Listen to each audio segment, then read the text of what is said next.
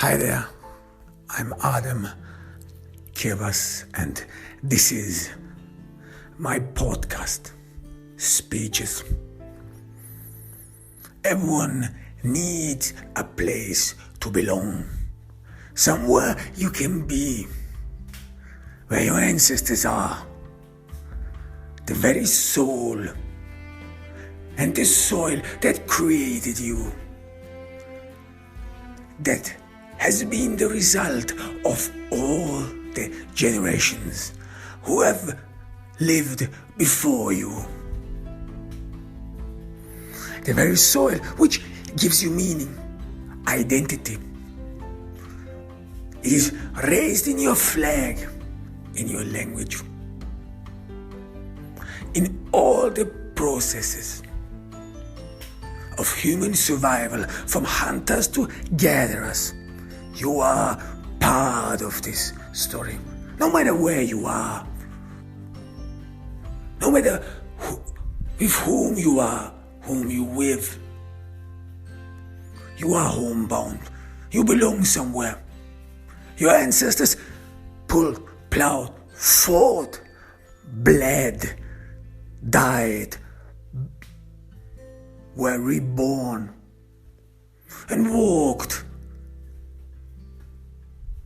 this very earth you call your home, or the very earth you haven't found your roots back to. There is a place we belong, a place that is so sanctimonious, that is holy for all humans, has a special need for us, to not only where we can create and fathom our identity, no, as well as to understand human history, the history of man, war, famine, and destruction, to understand how we came to be, the struggle we fought, the struggle our ancestors had to fight, the obstacles they had to overcome, and all these wars and all these processes and all these losses, all these love stories, tragedies, feelings, mourns, tears of joy, tears of sadness, confusion, blissfulness. All these have been lived in one way or another by our ancestors, gave them meaning, gave them understanding of the world they lived in.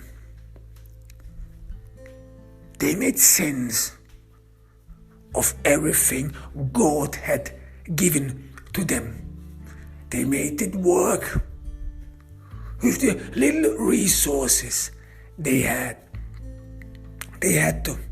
Survival was tough, not for the faint-hearted. And survival comes with a lot of sacrifices. For some, these sacrifices, they are too high. They're too high to cut the losses. They're too high to just move on, go somewhere else. And no matter where you are, you have to fight your way out of it. And while your struggle is on, while you maintain yourself, who you are, your language, your family, and even your flag, you work the soil, you change it, you build water channels, you build an oasis, you build rice fields, you build woodland, whatever you have which serves your need.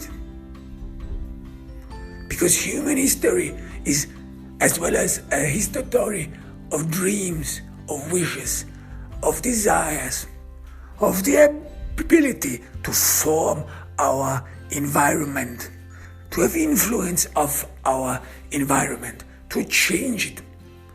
This is a uniqueness of human nature, so that we are not just thrown into somewhere in a place, and like an animal we have to abide by any rule of nature.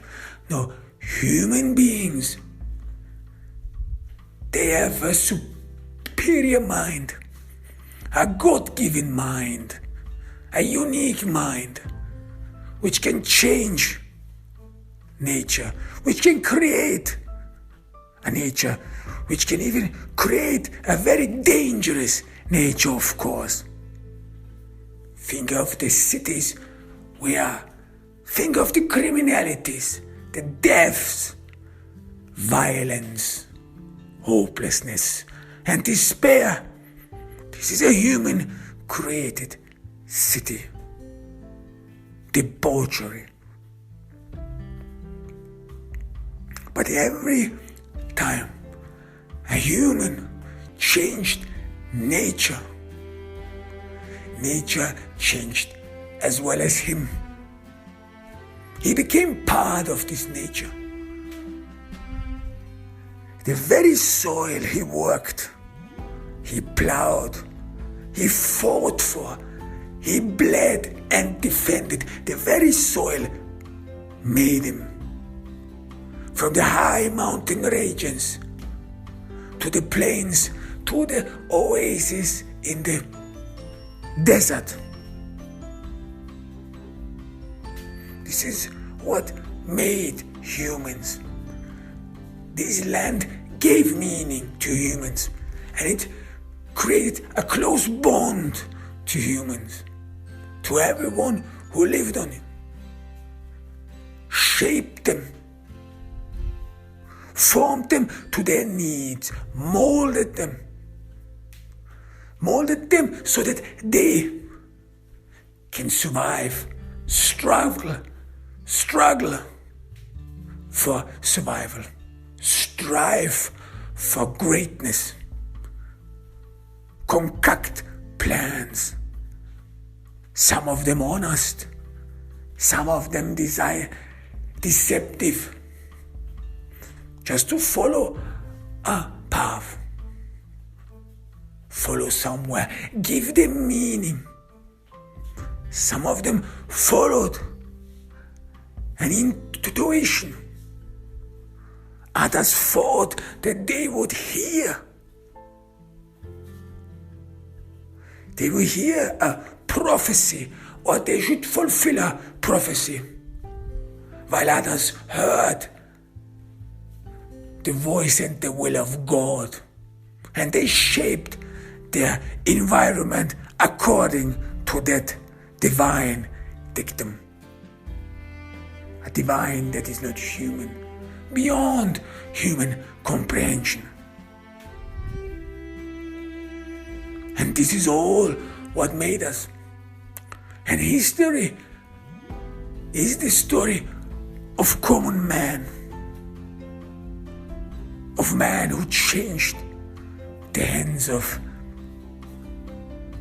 time. Man who could bring about change with their hands. Men and women who, when they pulled the plow, worked the soil, reaped what they sow. They could provide for their families. They could ensure the survival of the next generation. They have ensured the survival of all humanity. How unique is this man, and how proud should everyone be who have been a part of this history. And today, we are their inheritance. This is our heritage. We are their heirs. We are the heirs of a great success story. Of a success story which came to this very point, to this very moment. Our ancestors, and they were smart. They had to be cunning, of course.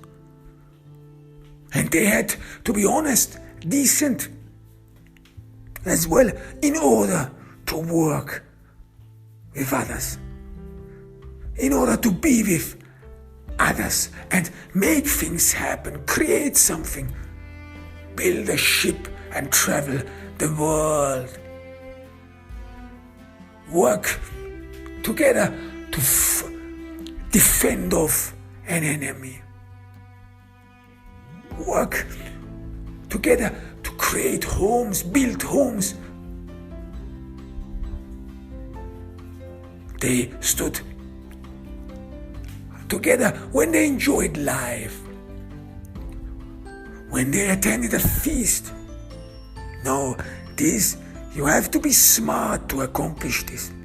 You have to be unique. You have to understand what humanity is all about.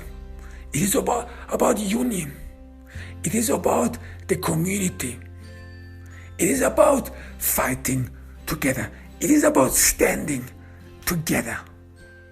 It is about a plan. Either it is an intuition or a divine plan to create the perfect community, or to create the community everyone can live in peace. This is what religion is all about. Religion is not about people bending their knees and praying to a divine being. No, religion is about a community made where humans can live in peace, and the necessary requirements to live in peace. True, a lot of blood was shed. A lot of blood was shed in the name of religion. But this is as well as human as well. Not only misunderstanding, no, depravity and debauchery, greed, voluptuousness, insatiable lust. These are humanities as well, the dark side of humanity. And yet, even in good and bad, these have shaped us. The very stories, the fairy tales, the laws, the love stories, and the tragedies who have been played over and over.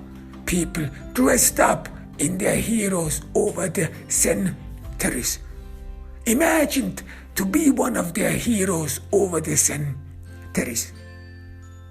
People gave their lives meaning, and they made who we are today. They created this great culture, this great language. They created the very world we live in, we are surrounded with. And how proud can every human being be? No matter where you are, no matter where you are in this world, you are something special, something unique, because you are the pinnacle and the result of a very great success story. A success story that indicates and gives evidence and proof that your ancestors did not leave anything to chance. that your ancestors had to struggle, had to fight. And it was not easy. Most of the time it was unfair, despicable, injustice. It was tearful. A lot of lost their loved ones. A lot did not see any hope and end of it. And yet, here you are. Here you are. What a remarkable deed. And do not let anyone undermine this, diminish this. Because you are special. You have this special trait. A special trait that brought you so far. That brought your genes so far. No matter how extended and numerous your family is, there is something in you. The spirit of all these generations before you. You may not know them. History books, they are not the stories of common man. No, the lives of common man, of the spirit that made you, is mostly considered a trifle, not worth mentioning, not worth for anyone. Even you do not know your ancestors. Even you do not know your roots. This is not what you learn in school. This is not what you strive in school. What you should know. Someday, some place in the past, things happened. And they are so distant from you. They are so detached from you. They almost seem as if they have never been a part of your life. The lives of someone else, and we somehow, in a way, bumped into it. And now we are here to make sense of it. This is how it sometimes works. And what is history about? What is what people talk about, write about, which supposedly should give meaning to every man and woman and child? It is the history of kings and queens. This formidable history, at least this is what they tell us. This history of glorious knights, of kings, of queens who did something great, something remarkable. They tell us they and they alone changed history because they were on top. They do not speak of that they lived of and sucked dry the very common man who worked the field, pulled the plow, and had to struggle for survival. And yet history is made by these people. We do not know the names of all the soldiers in great armies who went in foreign lands to conquer it. We do not know anyone except the leading cause. A few people who seem to have been able and willing to change the hands of fate. That's what they tell us. As if they and they alone did it. As if they and they alone could bring about change. And they cannot be human if we hear these stories, if we do not hear about all the other people, but only about a few, or only about one man, one woman, apparently should have brought about change. How ridiculous this notion is. And yet we believe in, and we see the world from a human perspective. How could we other? How could we less? We are humans after all, and this world is seen and perceived by our perspective, via our identity. This is the only way to look into the world. And a human being, a single human being, seems to be a miserable wretch. You are not able to do anything on your own. Even ideas, even if they are concocted somewhere detached from society and community, even they need listeners to help them to imagine, help them to strive for plans, ideas. Even they need someone who listens to them. So you are nothing with the community, with the people whose feet stem and buttress this very community. And yet this history, this fine history made of kings and queens, they seem to be demigods, extraordinary, beyond comprehension.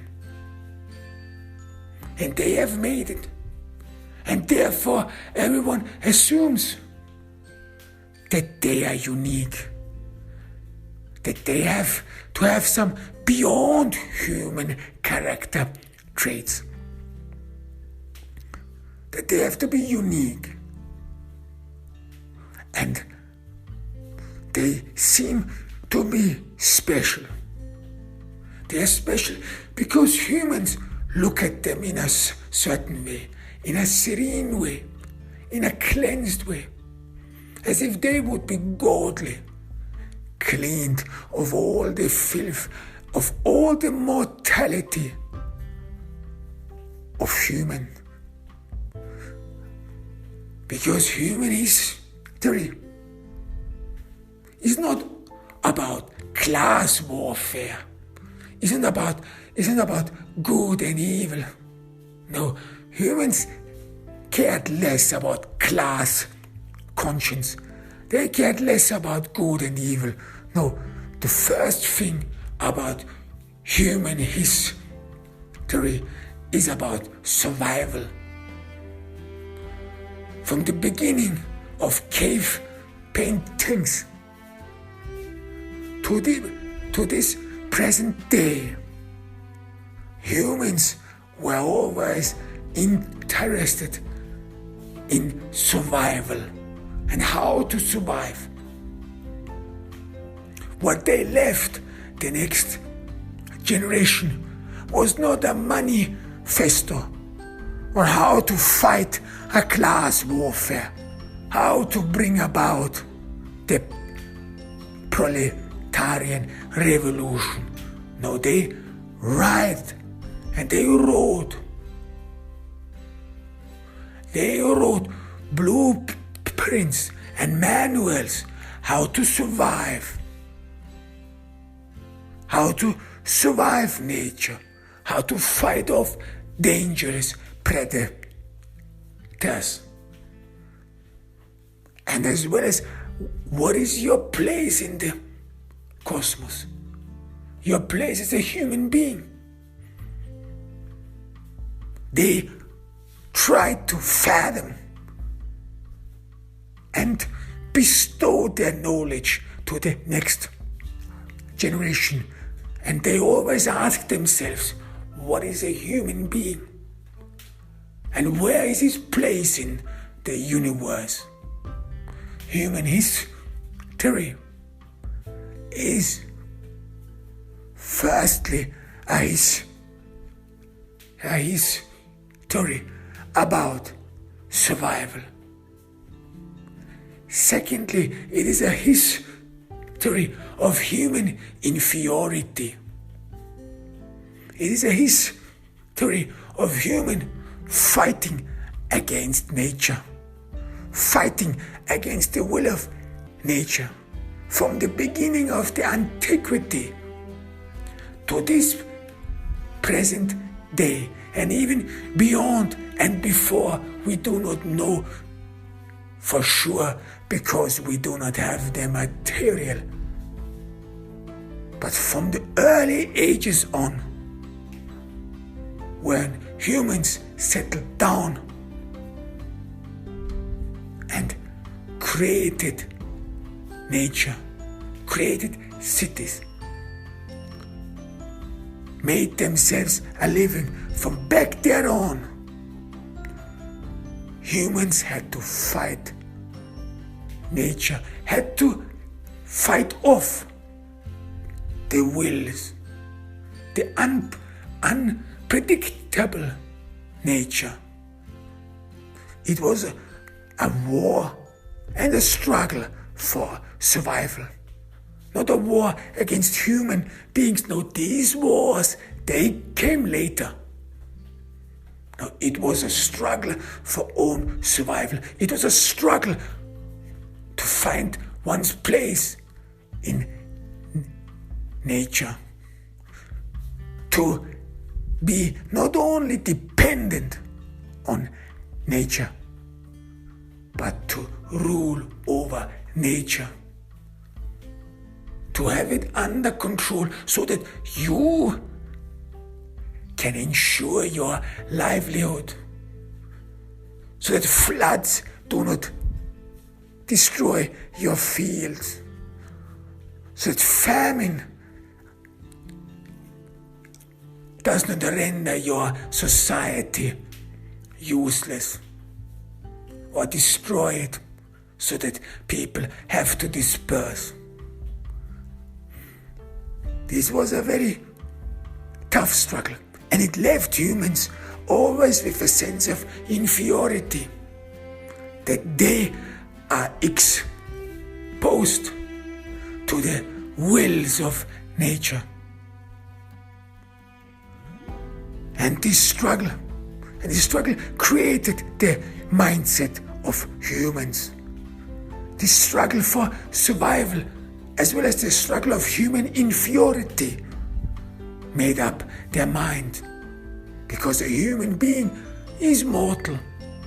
There is plenty of evidence to that. Even there might be some who do not believe this, who think that they would be immortal. And these thoughts and these struggles and this strife, they led to humans creating a bastion against this unpredictability, against this fear to being exposed to nature, to be just a normal human being. Fear that one's livelihood could be swept away in a distance, in an instant, in a moment, and everything would be gone. Fear for one's life, fear for one's family, fear that the world you grew up in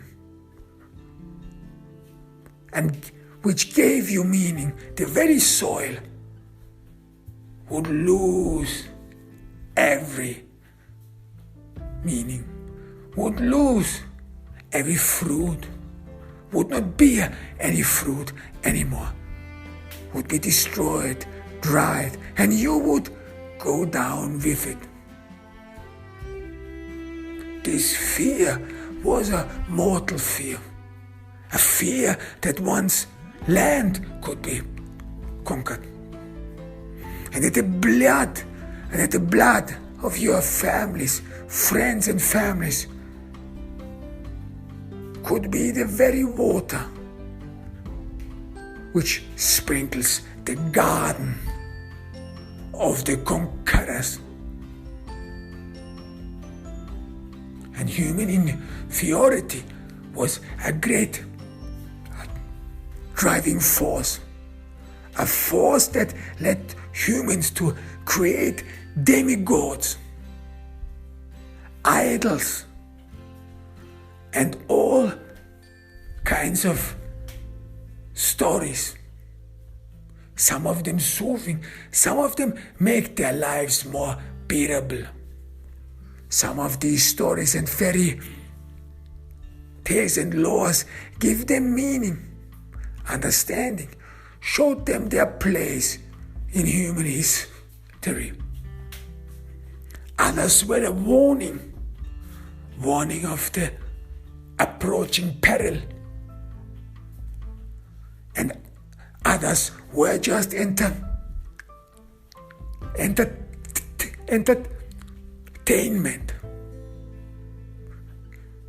Entertainment which was necessary to reflect on your life humorously, or just to forget for moments your struggle against and your struggle for survival. It was unique in human history that even though of our dire situation, we found time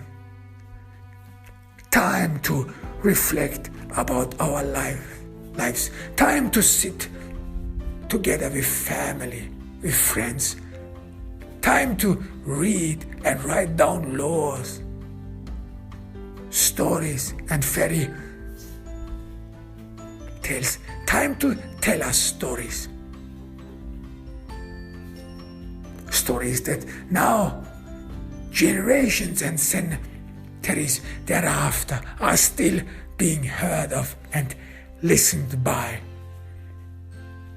many, as if they would have happened only yesterday. But what did humans do in their inferiority? They didn't only create all these idols and demigods, because one god was not enough against all these dangers of natures, all these dangerous beasts, all this famine, all this drought, all these wars, all the death, and all the uselessness of life. Uselessness of life was you work your ass off days and days on a field. You plow it without end, with no end in sight, and you can barely make ends meet. And what a life this must have been. How futile your attempts must have been some days. Or that you thought yourself as being exposed to the will of other man or the nature. And there you needed something to believe in. Our ancestors therefore made many gods. They had to make up many gods to give their lives a meaning. And these gods, they were partly human and partly nature.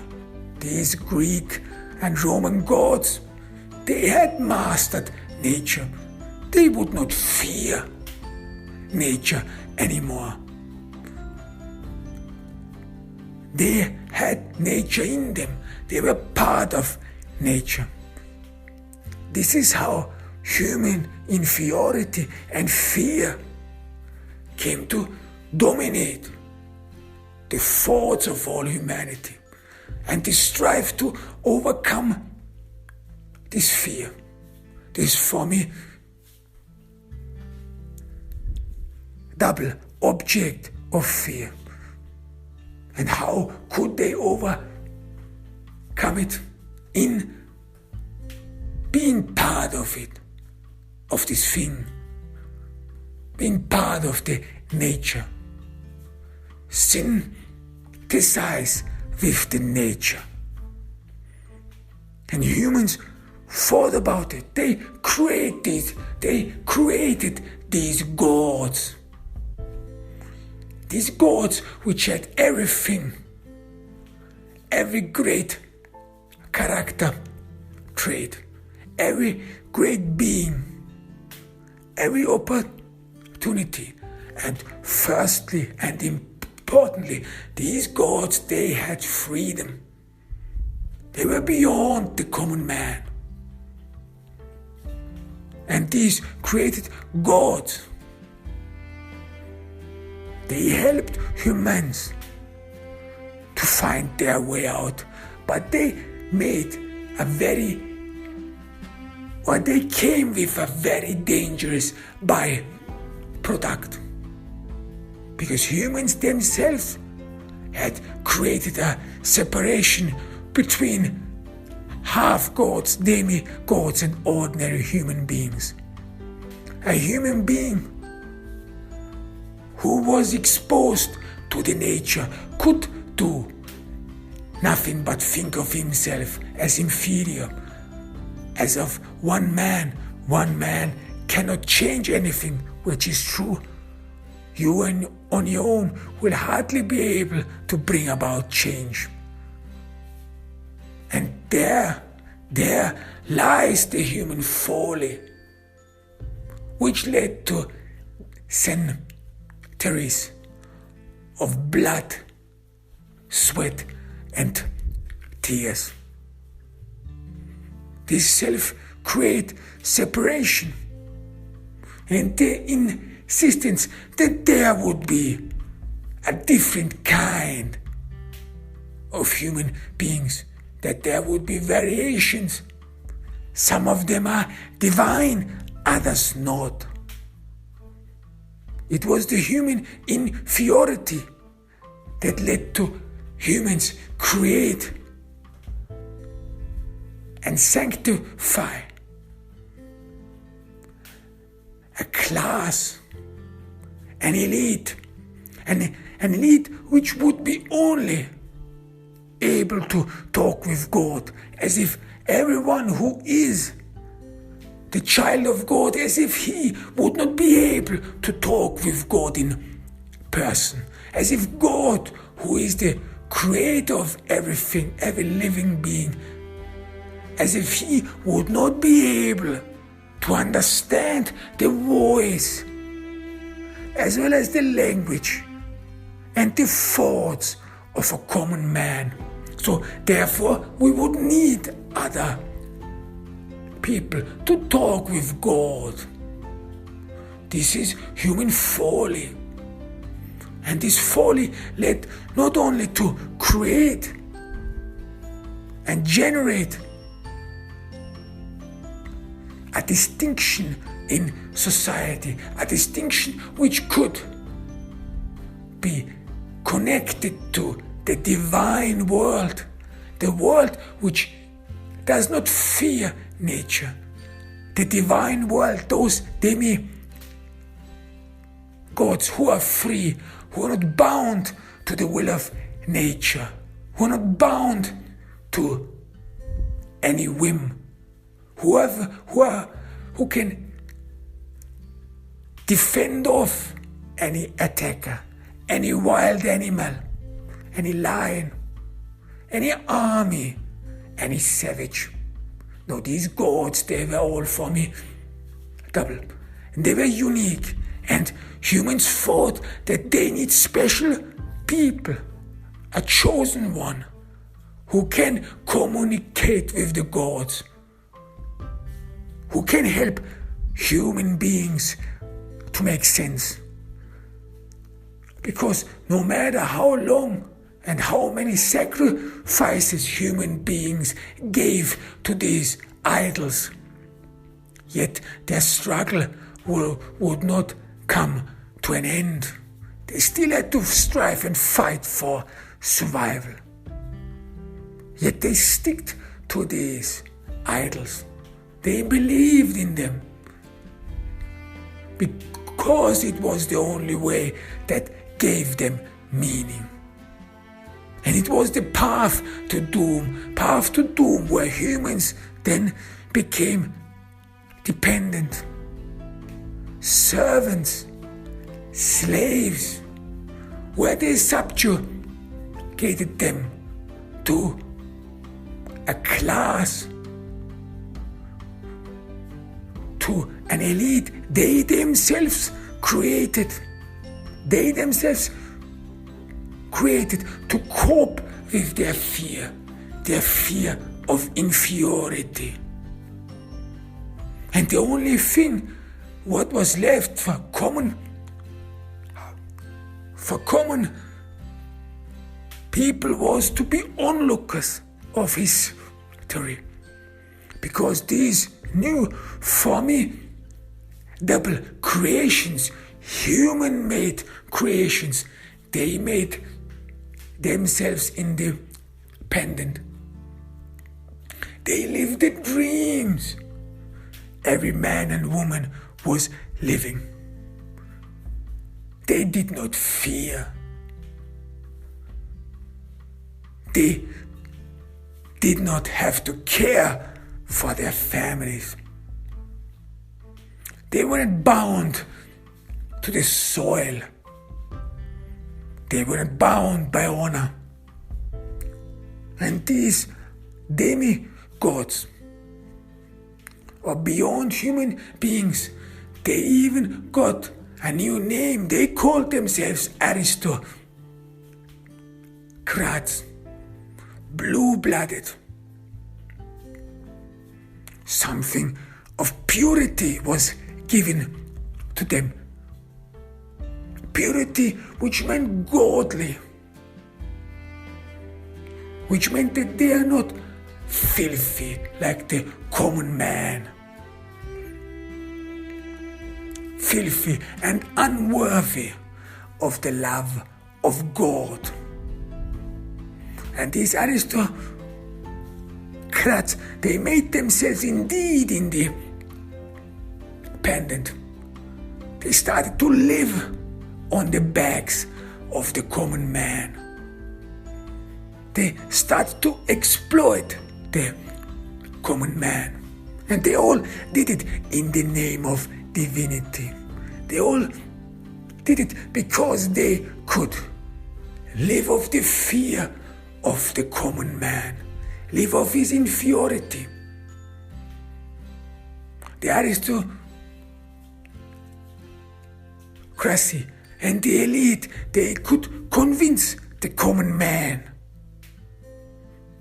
that he alone, a single man, that he will never ever accomplish anything, that he will be dependent his whole life, that this common man is better served when he is a servant, when he leaves the judgment of his life, his country and his people into the hands of the very few he himself created, because he could not fear, because he could not cope with his fear, because he could not overcome his inferiority. These are the products of your miserable life. And the aristocracy and the elite, they took advantage of this. They took advantage of human folly. They took advantage of humans who did not believe in one God. They took advantage of human arrogance, the arrogance of the common man who strived to be a god, but never really succeeded. And those aristocrats, those blue-blooded men and women, they then seemed something beyond the reach of the commoner. And the commoner was pleased with himself. Yes, they said, some of them, they must be right. They are above us. Look at them, everything seems to be simple for them. They are wealthy. And their world seems to be serene, clean. And we are nothing but filthy commoners. We are nothing but filthy ordinary men. History will never ever remember our name. They would rather see the world, this shining, blissful, showy world of demigods. And they thought it is a great deed to contribute to this world, to this debauchery, to this voluptuousness,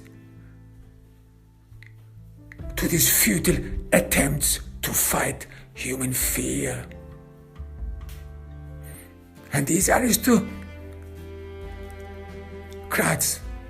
because they played into the fear of human beings, they more and more detached themselves from humanity, from the common man. An aristocrat was not bound, or is not bound to the soil. He is not bound to any country. He is not chained to the faith of a country.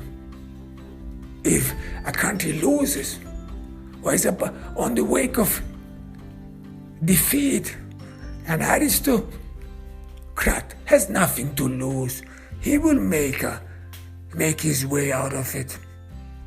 He is something special after all. He is the holder and the preserver of human fear, of human folly. An aristocrat, he can never love his country.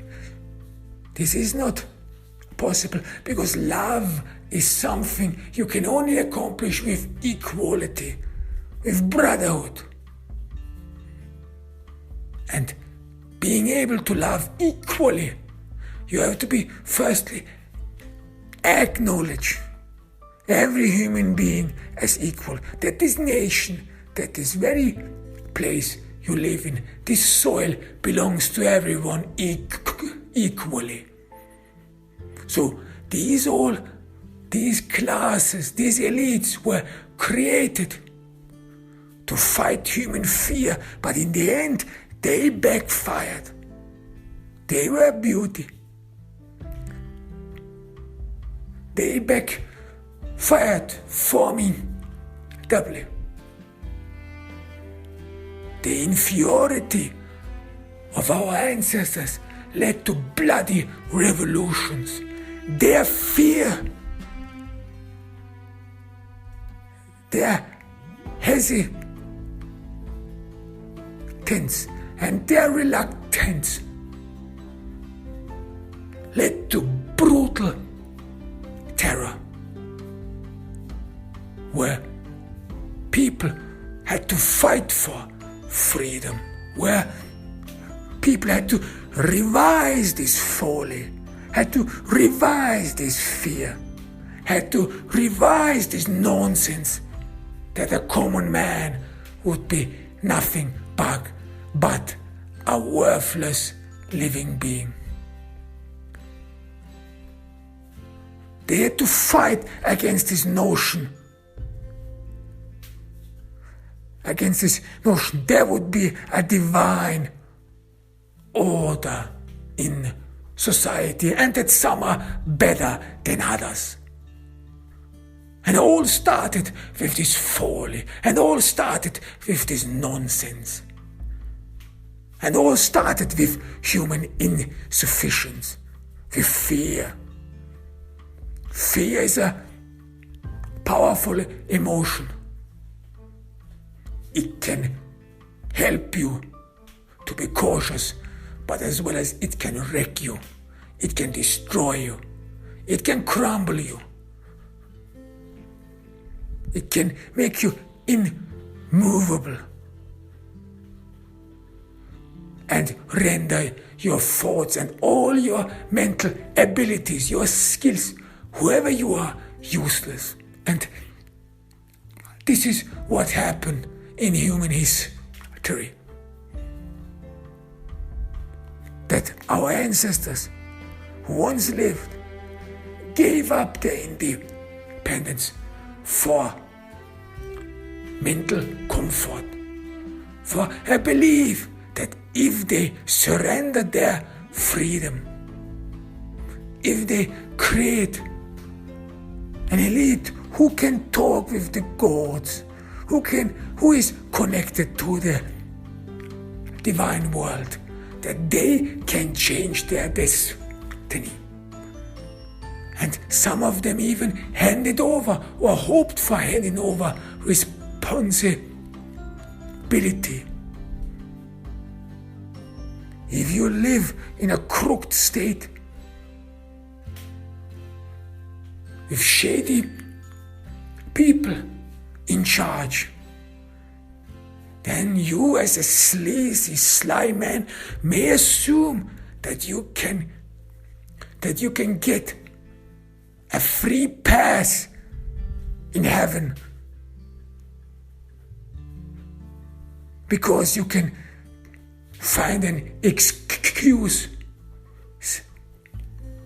telling God it was not all your fault, but you had to go along with all these crooks and deceptive people.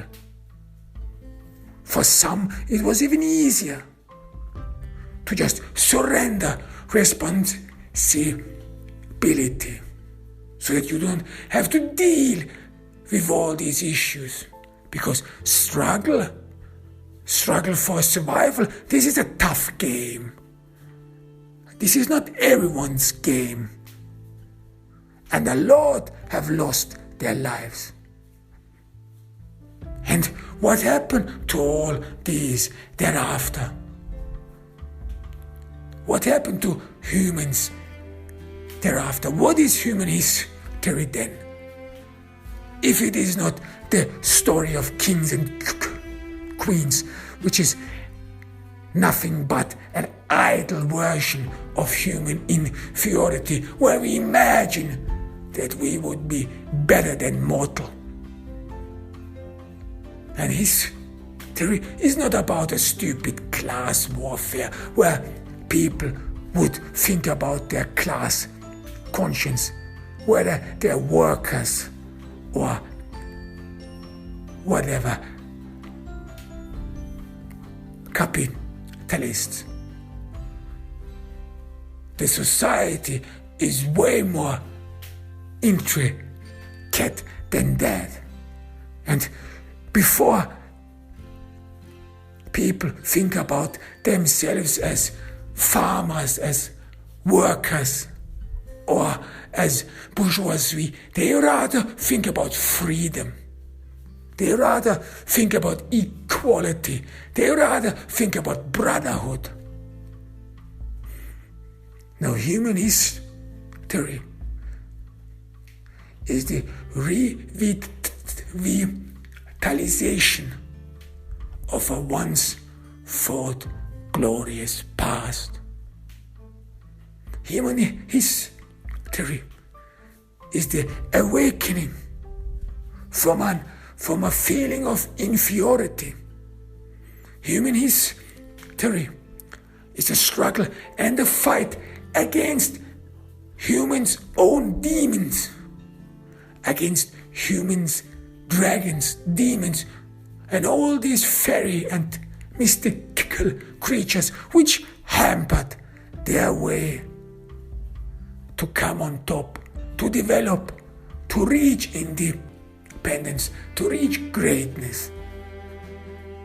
Human history is the history of a great folly, of a self-deception, of a hope for carefree. And it is bloody. Human history is the history of war, famine, and destruction. And these wars, and all these wars, and all these revolutions, they were necessary right after the moment humans gave in to their fear. Right in the moment, right after the moment, humans gave up responsibility. When humans gave them into dependence. This was the very moment from where on human history would become bloody.